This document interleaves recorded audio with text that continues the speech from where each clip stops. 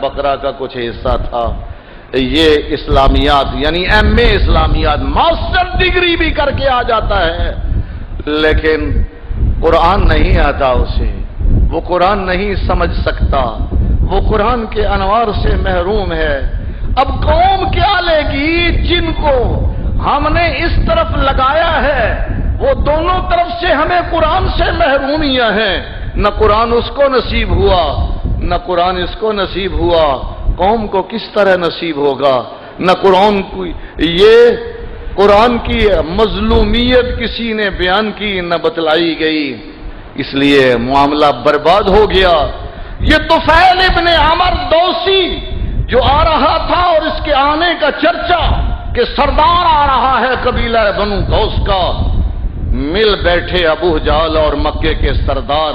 ڈر لگا ہوا تھا اگر یہ بڑا آدمی محمد کی تلاوت سن بیٹھا تو یہ بھی کہیں متاثر نہ ہو جائے.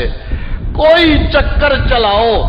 بیٹھ کے کہا راستے میں جا کے اس کا استقبال کریں گے، اسے خوش آمدید کہیں گے راستے میں اندھو باہر جا کے، اور پھر وہاں بڑی حکمت سے اسے محمد سے اور محمد کی تلاوت سے ڈرائیں گے.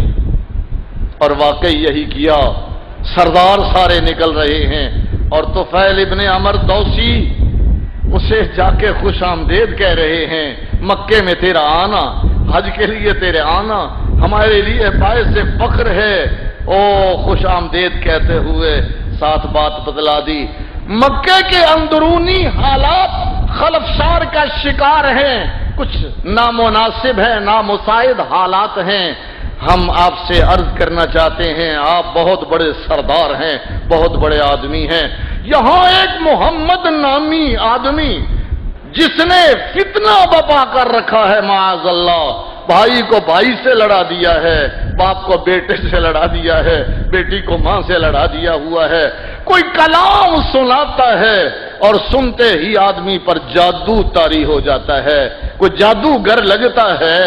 اس لیے ذرا ہوش سے، سردار ہے تو، اس کی کلام نہ سننا. طفیل ابن عمر دوسی سردار ہونے کے باوجود، اتنا بڑا بندہ ہونے کے باوجود اپنے کانوں میں روئی کے گالے ڈال لیتا ہے. روئی دے پمبے ڈال لینے اپنے کن چ حجتے میں کرنا ہی ہے. کدرے بے ساختہ محمد کی کلام میرے کانوں میں، اس کی تلاوت میرے کانوں میں نہ جا گونجے اور میں بھی جادو زدہ نہ ہو جاؤں. کانوں میں روئی کے گالے ڈالے ہوئے ہیں اور چل پھر رہا ہے.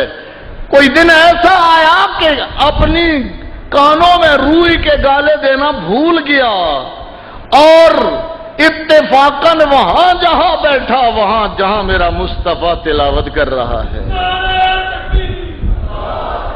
تلاوت قرآن کی آواز چھن چھن کے جب طفیل ابن عمر دوسی کے کانوں تک پہنچتی ہے، بے ساختہ آنکھیں پھاڑ پھاڑ کے میرے محمد کو دیکھ رہا ہے اور تلاوت سن رہا ہے، اور آخر مجبور ہو گیا اور یہ سوچ کے کہ میں سردار ہوں، میں پڑھا لکھا ہوں، میں کلام کو جانتا ہوں، کوئی بات نہیں، میں اس کی بات سنتا ہوں. حضور اٹھ گئے اور یہ بھی پیچھے چپ کے یہ بھی جا پہنچا. آپ نے دیکھا تو یہ طفیل ابن عمر کھڑا ہے، یہ سردار قبیلہ دوس کا کھڑا ہے.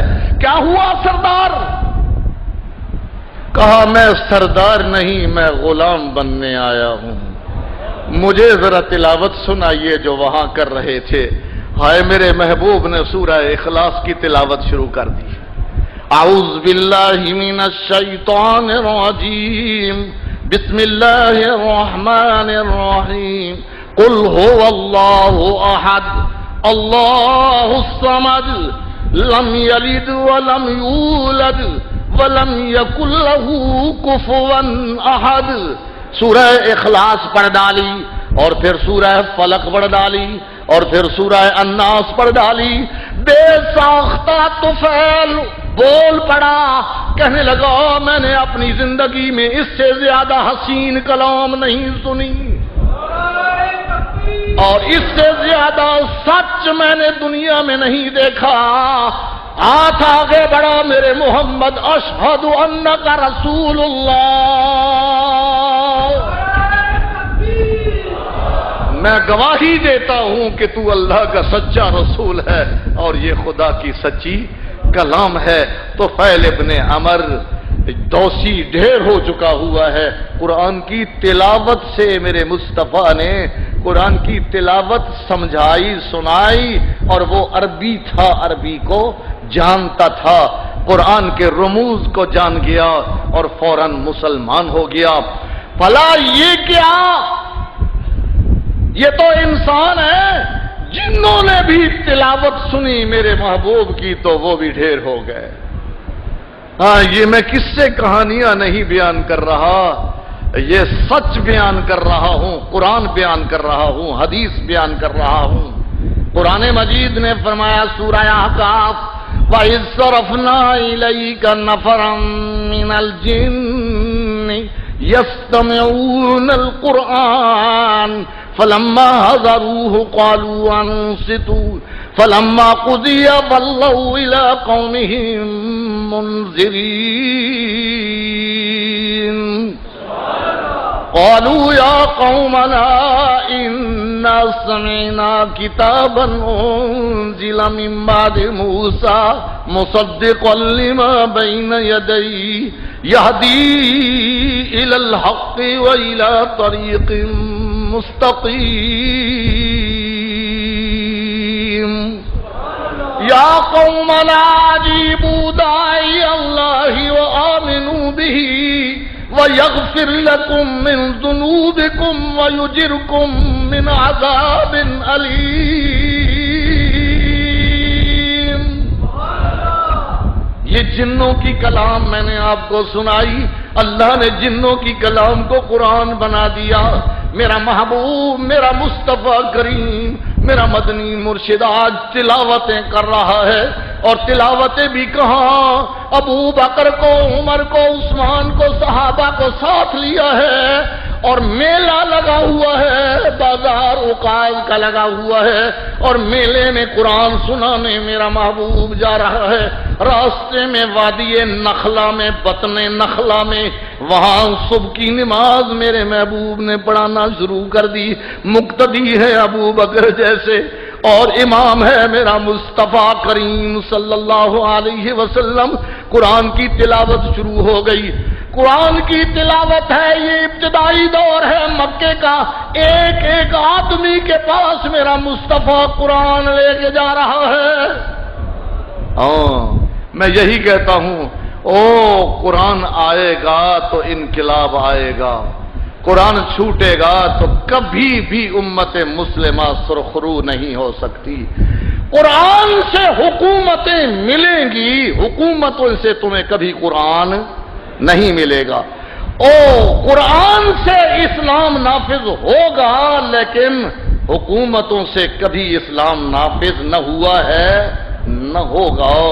میں یہ ضد کی وجہ سے نہیں کہ مجھے سیاسیوں سے کوئی ضد ہے، میرے نبی کے ہاتھ پہ آ کے بیعت کر کے کہہ رہے ہیں سردار حکومت چاہیے، لے لے حکومت، ہم تجھے اپنا حکمران مانتے ہیں۔ دولت چاہیے، جتنی چاہیے اکٹھی کر دیتے ہیں۔ کوئی رشتہ چاہیے، انگلی اٹھا، عرب کا وہ رشتہ ہم سارے اٹھ کے تیرے قدموں میں داخل کر دیں گے، قدموں میں پیش کر دیں گے، لیکن یہ قرآن سنانا چھوڑ دے، یہ قرآن کی تلاوت چھوڑ دے۔ اب میرے نبی نے حکومت بھی لے لی تھی کہ چلو حکومت لینا وہاں تے پھر قرآن نافذ کردہ رہاں گا۔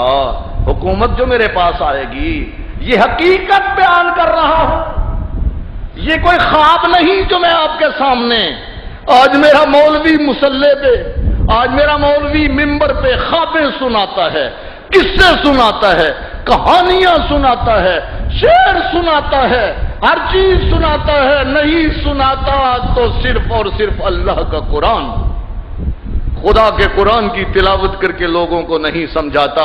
اس لیے قوم اور یہ امت ڈوبی جا رہی ہے اور پیچھے سے پیچھے ذلیل سے ذلیل ہو رہی ہے۔ یہ قرآن سے دوری۔ علامہ اقبال